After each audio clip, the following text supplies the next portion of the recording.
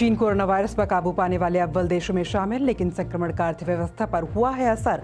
दुनिया में घटी चीनी माल की डिमांड, बेरोजगारी बढ़ी, मगर अब भी बाकी बड़े देशों की तुलना में क्या बेहतर स्थिति में है चीन? स्वागत है आपका बीबीसी दुनिया में। मैं आपके साथ पायल भुयन। कवर स्टोरी में करेंगे कोरोना वायरस से चीन को हुए फायदे नुकसान की बात, लेकिन पहले सुर्खियां। चैरिटी संस्था ऑक्सफैम की चेतावनी, कोविड वायरस से नहीं भुखमरी से जाएंगी ज्यादा जाने। रोजाना हो सकती है 12,000 लोगों की मौत। दुनिया भर में 1,20,68,000 से ज्यादा लोग कोरोना के मामले, अब तक 5,50,000 से ज्यादा लोगों की मौत। And we hope it will continue. WHO ने कहा, चेतावनियों के बावजूद दुनिया कोरोना महामारी के लिए नहीं हुई तैयार। कोविड-19 पर ग्लोबल रिस्पांस की समीक्षा करने के लिए बनाया पैनल। न्यूजीलैंड और लाइबेरिया करेंगे अध्यक्षता। अमेरिका ने WHO पर संक्रमण रोकने में नाकाम रहने और चीन का साथ देने का लगाया था आरोप। Vaccines made in India. प्रधानमंत्री नरेंद्र मोदी बोले, कोरोना की वैक्सीन बनाने में भारत निभाएगा अहम भूमिका। स्वास्थ्य मंत्रालय के मुताबिक भारतीय वैक्सीनों का एनिमल ट्रायल पूरा, अब ह्यूमन ट्रायल की तैयारी। 24 घंटे में रिकॉर्ड 24,879 नए मामले। इनमें से कुछ अहम खबरों की चर्चा आज बीबीसी दुनिया में।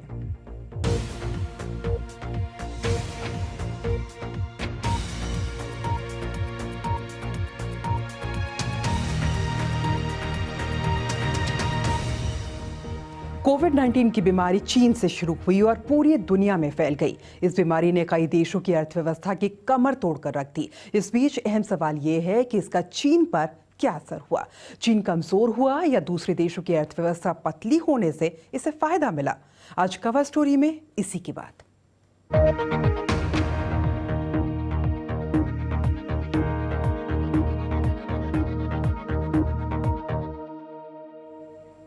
बीते साल के आखिर में चीन से शुरू हुए कोरोना वायरस संक्रमण ने पूरी दुनिया पर असर डाला है। संक्रमण रोकने के लिए आजमाए गए तरीकों ने अर्थव्यवस्था को पटरी से उतार दिया है। बहुत सारे लोगों की नौकरियां गई हैं, तो कईयों के वेतन में भी कटौती हुई है। ज्यादातर देशों की अर्थव्यवस्था पर कोरोना की बुरी मार पड़ी है। OECD यानी organisation for economic cooperation and development के मुताबिक इस साल विकसित देशों में बेरोजगारी महामंदी के बाद के उच्चतम स्तर पर रहेगी। OECD ने यह भी कहा है कि 2022 से पहले बेरोजगारी दर के सामान्य होने की उम्मीद ना के बराबर है। भले हम संक्रमण की सेकेंड वेव टालने में सफल रहे, लेकिन हमारे आर्थिक अनुमान के मुताबिक 2020 के आखिर तक औसत बेरोजगारी दर 9.4% पर पहुंच जाएगी।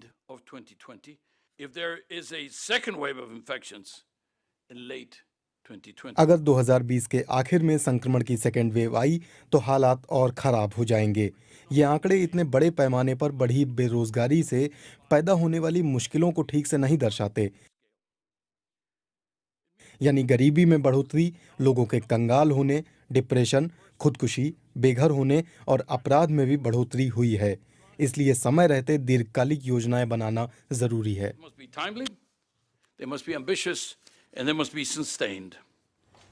कोरोना वायरस ने चोट सिर्फ गरीब या विकासशील देशों को ही नहीं दी है, इसने सबसे बड़ा झटका दुनिया के सबसे ताकतवर समझे जाने वाले मुल्क अमेरिका को भी दिया है। अप्रैल में यहां बेरोजगारी दर 14% हो गई थी। इसके साथ ही एक दशक से लगातार बढ़ रही दुनिया की इस सबसे बड़ी अर्थव्यवस्था की रफ्तार थम सी गई थी। अब बेरोजगारी दर घटकर 11% रह गई है।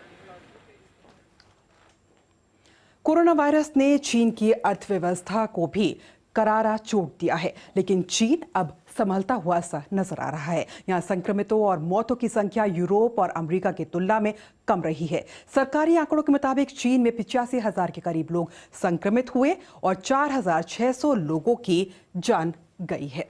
जनवरी के मध्य में चीन प्रशासन ने 1 करोड़ से ज्यादा आबादी वाले वुहान को बंद कर दिया था। लोग घरों में कैद थे। ऐसा करीब 2.5 महीने तक चलता रहा। चीन में अर्थव्यवस्था को रफ्तार पकड़ने में वक्त लग सकता है, और ऐसा इसलिए क्योंकि चीन की अर्थव्यवस्था विदेश से होने वाले कारोबार और वैश्विक मांग पर बहुत ज्यादा निर्भर करती है। वहां पर भी कई लोगों के सामने रोजी रोटी का संकट खड़ा हो गया है। वहां नई नौकरियां देने के मामले में निजी कंपनियां आगे हैं, मगर चीन अभी सरकारी कंपनियों को बचाने पर ज्यादा ध्यान दे रहा है। दुनिया के दूसरे देशों से तुलना करें तो चीन में अभी उतने बुरे हालात नहीं हैं, लेकिन कई लोगों के सामने रोजी रोटी की समस्या पैदा हो गई है। चीन की बहुत सी प्राइवेट कंपनियां खुद को बचाए रखने के लिए जूझ रही हैं और आशंका है कि अभी कई और लोगों की नौकरियां भी जा सकती है। बीबीसी संवाददाता रॉबिन ब्रांट की ये रिपोर्ट देखिए। ये फैक्ट्री काम चालू रखने की कोशिश कर रही है। यहाँ रोजाना अब बस कुछ ही कामगार मौजूद रहते हैं। फैक्ट्री के ज्यादातर हिस्से में कार्डबोर्ड के बक्सों के ढेर और जंग लगे टुकड़े पड़े रहते हैं। चंद कर्मचारी यहाँ काम में जुटे हैं और इनकी बॉस यूरोप में फंसी हुई है। अभी तक ऐसा कोई बड़ा ऑर्डर नहीं मिला है कि हम फैक्ट्री को चलाए रखें और कर्मचारियों को वेतन देने के साथ साथ कंपनी को बचाने के लिए पैसा भी कमा सकें। लोटस नाम की ये कंपनी दुनिया भर की कई दुकानों के लिए रेल और रैक बनाती है, मगर अब इसका अधिकतर स्टाफ घर पर है। मैं नहीं चाहती कि कर्मचारियों को काम से निकालना पड़े। इससे बेहतर होगा कि हम उन्हें घर पर रखकर न्यूनतम वेतन देते रहें, जो कानूनी रूप से भी वैध है, क्योंकि मुझे उम्मीद है कि जल्द ही हमारा काम पटरी पर लौट आएगा।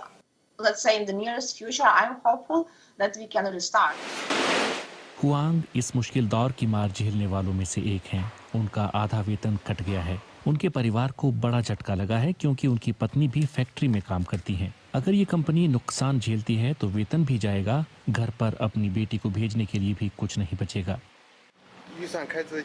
मैं महीने में 3000 चीनी युआन खर्च करता था, मगर अब मैंने इसे आधा कर दिया है। किराया और रहने का खर्च नहीं उठा पाऊंगा तो मुझे जाना पड़ेगा। चीन की अर्थव्यवस्था एक साल पहले ही धीमी पड़ने लगी थी। अब दुनिया की सबसे ज्यादा आबादी वाला ये देश नौकरियों के संकट से जूझ रहा है। लोगों को न सिर्फ नई नौकरियां ढूंढने में दिक्कत हो रही है, बल्कि बहुत से लोगों के लिए अपनी नौकरी बचाना भी मुश्किल हो गया है। अमेरिका या फिर चीन, किसकी अर्थव्यवस्था को कोरोना ने ज्यादा नुकसान पहुंचाया? और भारत और चीन की बात करें तो किसके आर्थिक हालात ज्यादा बिगड़े हैं और किसके जल्द संभलने की संभावना भी नजर आती है? यही सब पूछा बीबीसी संवाददाता वंदना ने भारत चीन मामलों के जानकार डॉक्टर फैसल अहमद से। वर्ल्ड ऑर्डर सिचुएशन है वो इसी चीज पे डिपेंड कर रहा है कि आप जो है तीन में से कौन सी चीजों में इम्पोर्टेंट रोल प्ले कर रहे हैं। पहला है कि आप जो है इकोनॉमिक पार्टनर कैसे हैं किसी के लिए, ह्यूमैनिटेरियन पार्टनर कैसे हैं और स्ट्रेटेजिक पार्टनर कैसे हैं। इंडो पैसिफिक रीजन अगर खास करके देखा जाए तो यूएस एक विड्रॉल सिंड्रोम शो कर रहा है। ऐसा लगता है कि जैसे यूएस हर जगह से या हर चीजों से विड्रॉ करना चाहता है। इकोनॉमिकली इसमें कोई डाउट नहीं है कि ट्रेड के मामले में और एड के मामले में, दोनों ही मामले में चाइना यूनाइटेड स्टेट्स से ऊपर है। और ह्यूमैनिटेरियन असिस्टेंस में भी चाइना ने जितना ह्यूमैनिटेरियन असिस्टेंस अभी दिया है दुनिया के अलग अलग देशों को, यूनाइटेड स्टेट्स ने उतना नहीं दिया है। दुनिया में सारी कंट्रीज बड़ी इकोनॉमीज तो है नहीं।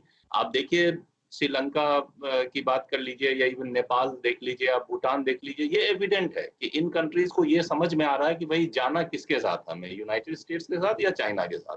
भारत की अर्थव्यवस्था पे भी असर तो पड़ ही रहा है।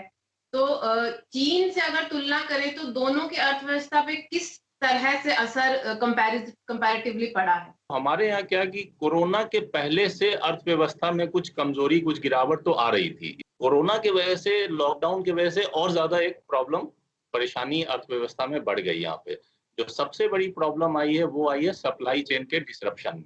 दूसरा हमारी प्रोडक्शन कैपेसिटी में भी आया, इसी वजह से जीडीपी भी डिक्लाइन हो रही है। लेकिन 2021 में चाइना का 9.2% है और इंडिया का भी 5.5% से तो ऊपर दिखा रहे हैं ज्यादातर, इंक्लूडिंग IMF। तो इंडियन इकोनॉमी भी ग्रो करेगी। देखिए हमारा बिजनेस जो है वो स्मॉल एंड मीडियम एंटरप्राइजेस चलता है, उसी से हमारी इकोनॉमी आगे बढ़ती है। जो आत्मनिर्भरता का कॉन्सेप्ट है वो कोई बड़े बिजनेस पे डिपेंड करके आप आत्मनिर्भर हम लोग नहीं बन सकते। उन स्मॉल एंड मीडियम एंटरप्राइजेस को काफी जरूरत है पैसे की। उसके बाद ही हम ये सोच सकते हैं कि चाइना ही क्यों, किसी भी कंट्री से हम एक कॉम्पीट करने के लिए एक रोबस्ट कैपेसिटी रखते हैं। एक छोटा सा ब्रेक के बाद जानिए हवा के जरिए कोरोना वायरस संक्रमण फैलने के क्या मिले हैं सबूत। छोटा सा ब्रेक, तुरंत लौटते हैं।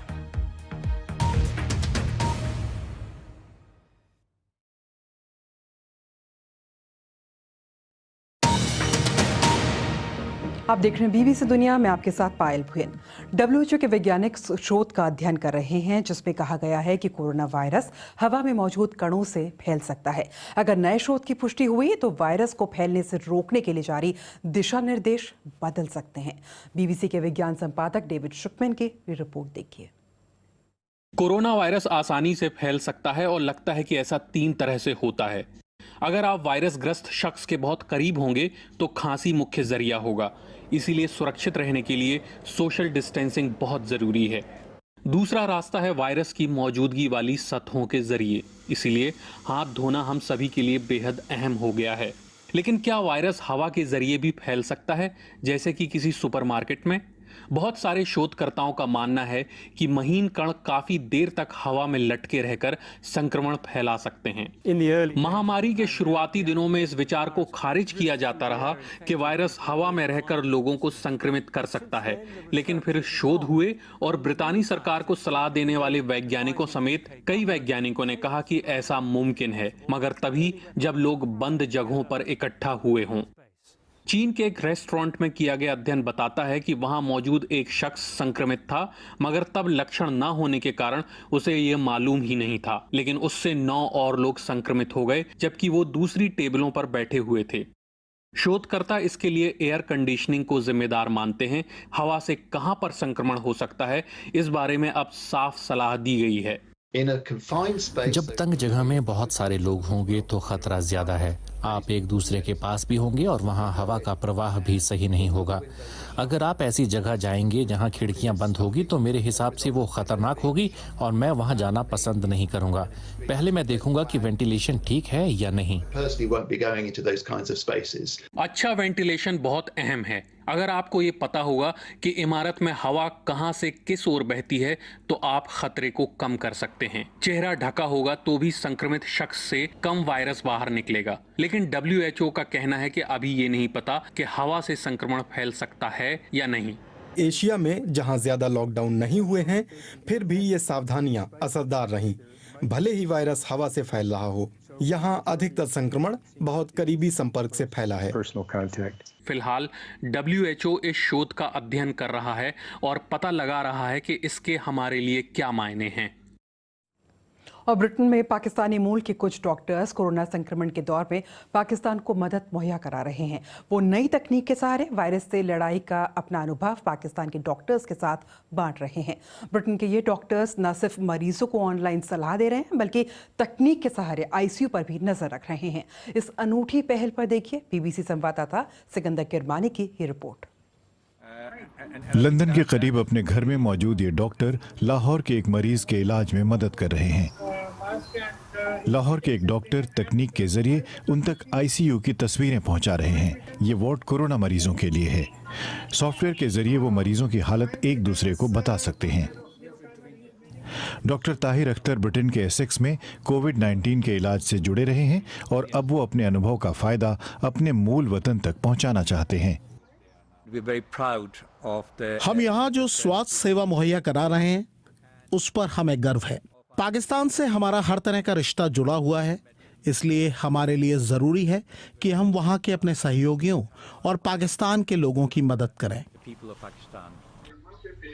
ये लोग जिस सॉफ्टवेयर का इस्तेमाल कर रहे हैं उसे लंदन के एक डॉक्टर ने तैयार किया है। उन्होंने टेलीमेडिसिन से जुड़े कई पोर्टल बनाए हैं। इसके जरिए यहाँ के डॉक्टर पाकिस्तान के मरीजों को सलाह दे रहे हैं।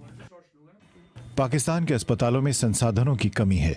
बीते महीने जब लॉकडाउन की पाबंदियां हटा दी गई थीं, तब ऐसा लगा था कि हालात बेकाबू हो जाएंगे। लेकिन बीते कुछ हफ्तों में कुछ अहम शहरों में अस्पतालों में दाखिल होने वाले मरीजों की संख्या में कमी आई है। हालांकि डॉक्टरों को ये जानकारी नहीं है कि ऐसा क्यों हुआ है। वजह जो भी हो, पाकिस्तान में अब तक कोविड-19 की वजह से मरने वालों की संख्या ब्रिटेन के मुकाबले काफ़ी कम है। तकनीक के सहारे मरीजों की मदद में जुटे डॉक्टर यही आस लगा रहे हैं कि उनकी कोशिश से दोनों देशों में मरीजों की जान बच सकेगी। तो तकनीक के जरिए 7 समुंदर पार बैठे अपनों की मदद की जा रही है। इसी के साथ वक्त एक छोटे से ब्रेक के बाद जानिए कोरोना के दौर में ढाबा चलाने वालों की मुश्किलें। तो मिलते हैं एक छोटे से ब्रेक के बाद।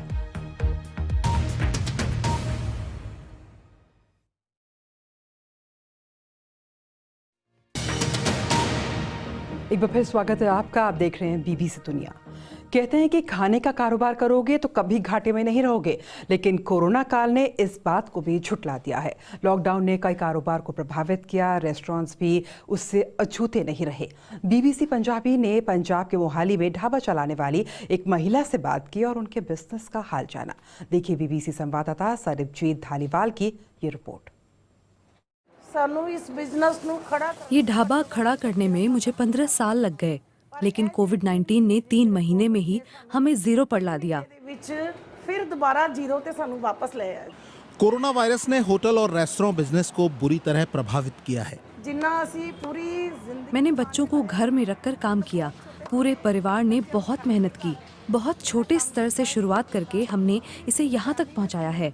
हम एक और ढाबा खोलने की सोच रहे थे, क्योंकि यहाँ जगह बहुत कम है, लेकिन हमें ये अंदाजा ही नहीं था कि कोरोना वायरस आ जाएगा। स्ट्रगल कर के इतने तक पहुंचे हैं। परमजीत पिछले कई वर्षों से मोहाली में ये बिजनेस चला रही हैं, लेकिन उनका सबसे ज्यादा नुकसान कोरोना वायरस ने ही किया है। अभी तो हम अपनी लागत ही नहीं वसूल कर पा रहे हैं। किराया देना भी बहुत मुश्किल है।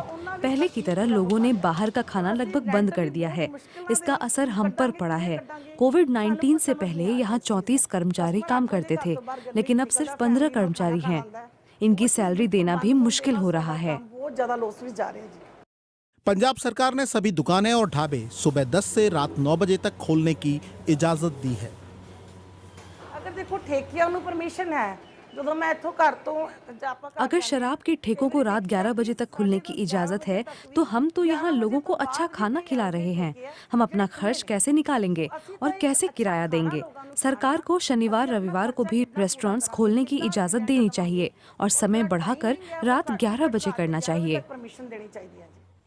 और कोरोना के दौर में एक सावधानी जो हरदम बरतनी है वो है कि जब आप बाहर जाएं तो मास्क जरूर पहनें। इस बात को सैंडार्ड के जरिए भी बताया जा सकता है। ब्रिटेन के व्हिटबी इलाके के बीच पर ये 8 लोगों को फुर्सत के पल में ये याद दिलाता है कि सावधानी में ही समझदारी है। अगर आप हमारे चैनल पर नए हैं तो चैनल को सब्सक्राइब कीजिए, बेल आइकन को प्रेस कीजिए, लाइक कीजिए और शेयर कीजिए।